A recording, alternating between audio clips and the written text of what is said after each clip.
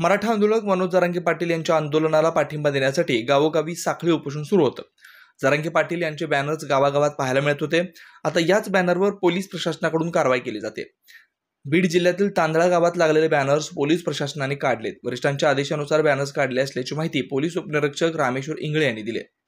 आम्हाला वरिष्ठांचे आदेश प्राप्त झाले असल्या कारणाने आपण बॅनर काढलेला आहे। आणि जर सांगायचं म्हणलं तर आपल्या गावामध्ये साखळी उपोषण वगैरे नाही आहे, जुनं बोर्ड असल्या कारणाने आपण ते काढलेलं आहे। जर तुम्ही साखळी उपोषण वगैरे चालू केलं तर तुम्ही नवीन पद्धतीने बोर्ड लावू शकता, यात काही अडचण नाही।